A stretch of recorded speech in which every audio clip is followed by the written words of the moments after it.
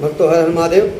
आइए चौपाई को गायन करें और उनका भावार्थ समझें, जिनमें बाबा गोस्वामी तुलसीदास जी इस प्रसंग का वर्णन करते हैं कि माता सती ने जो अपराध किया उस पर वो काफ़ी प्रायश्चित करती हैं, दुख व्यक्त करती हैं और भगवान श्री राम से प्रार्थना करती हैं कि जो मेरा कष्ट है वो जल्द से जल्द दूर हो जाए। आइए इन्हीं चौपाई को गायन करेंगे, उनका भावार्थ समझेंगे। हृदय सोच समुझत निज करनी, चिंता मित जाई नहीं भरनी।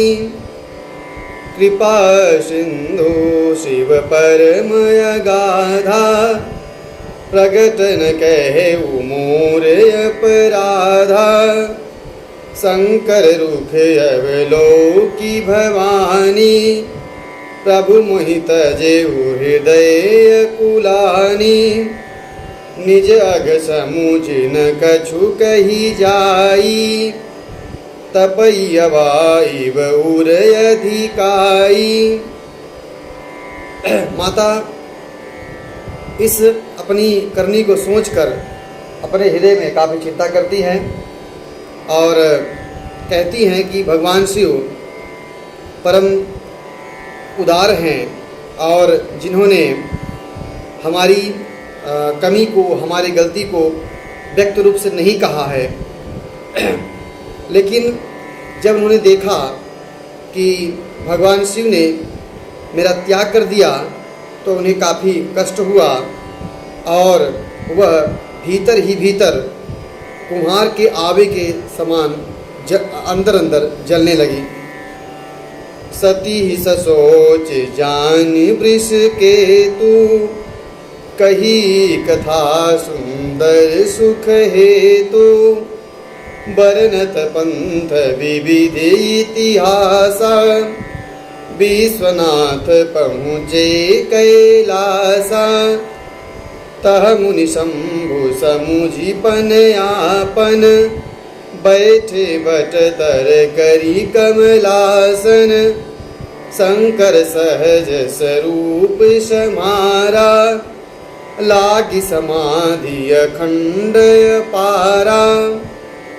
रास्ते में जाते हुए भगवान शिव, भगवान वृषकेतु यह समझ गए कि सती के मन में काफ़ी कष्ट हो रहा है, तो उन्होंने उनके मन को आनंद देने के लिए अनेकों प्रकार से कथाएं कहने लगे और अनेक इतिहास की कहानी उनको सुनाने लगे।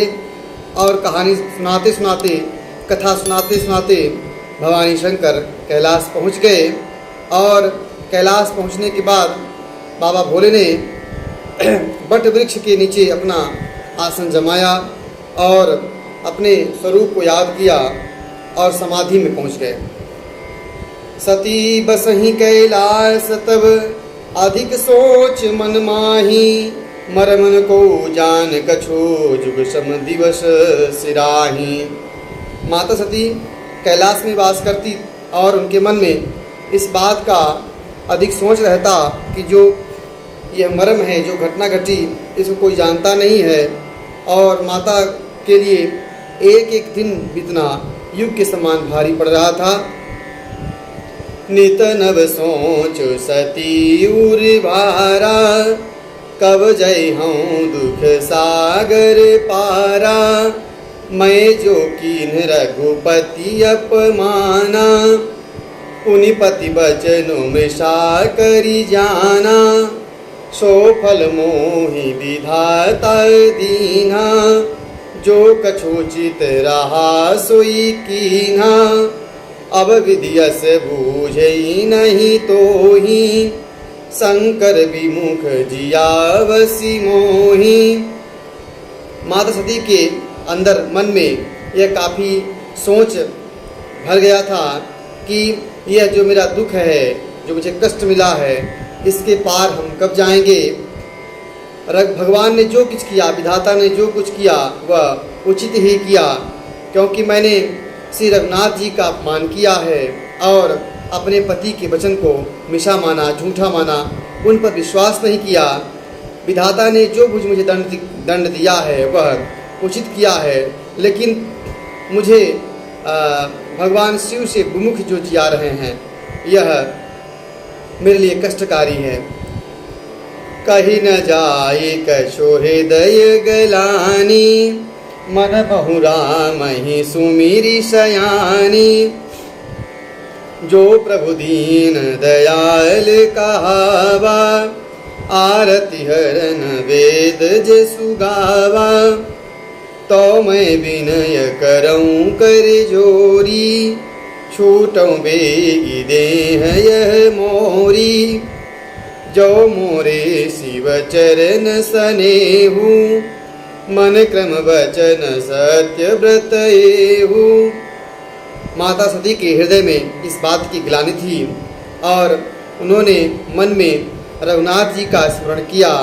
और माता कहती हैं कि यदि आप दीन दयाल कहलाते हैं, दीनों के दुख को हरने वाले हैं, जैसा कि वेदों ने गाया है, तो मैं आपसे बार बार विनती करती हूँ कि जिस तरह से यह मेरी देह छूट जाए, वह जतन करिए, वह उपाय करिए। यदि मेरे शिव के चरण में सत्य स्नेह है, तो मेरी यह देह जो है वह जल्द से जल्द छूट जाए। तो सब दर्शी सुनिय प्रभु, करऊँ शुभे उपाय। होई मरण जय बिनहि श्रम, दुसह विपत्ति बिहाई। तो हे सर्वदर्शी प्रभु, जिस तरह यह मेरा शरीर शीघ्र छूट जाए, वह उपाय आप कीजिए। और शरीर छूट जाए वो भी बिना परिश्रम के, ऐसा कोई उपाय करें, क्योंकि यह जो विपत्ति है मुझसे सही नहीं जा रही है, यह शीघ्रातिशीघ्र दूर हो जाए। एहि विध दुखित प्रजेश कुमारी, अकथनीय दारुण दुख भारी। बीते संबत सहत 87, तजी समाधि शंभु अविनाशी। राम नाम शिव सुमिरन लागे, जाने सती जगत पति जागे। जाई शंभु पद बंदनु कीन्हा, सन्मुख शंकर आसनु दीन्हा।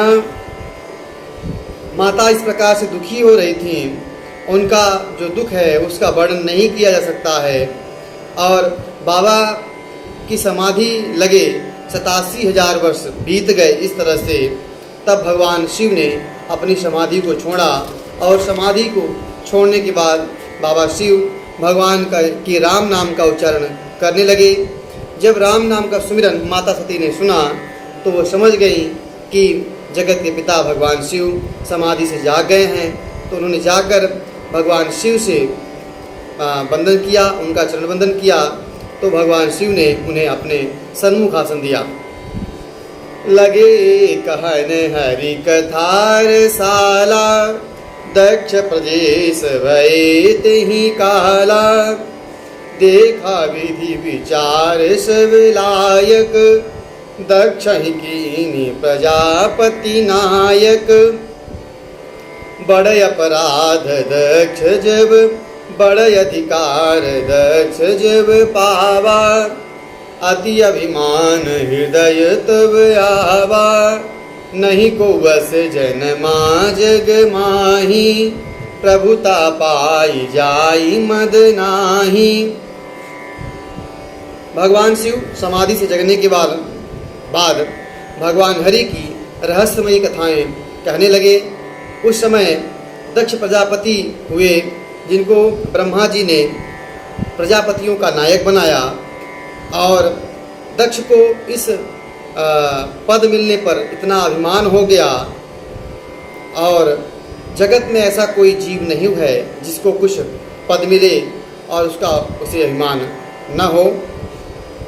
दक्ष लिए मुनि बोली तब, दक्ष लिए मुनि बोली सब। करन लगे बड़ जाग, निवते सादर सकल सूरज। जे पावत मख भाग।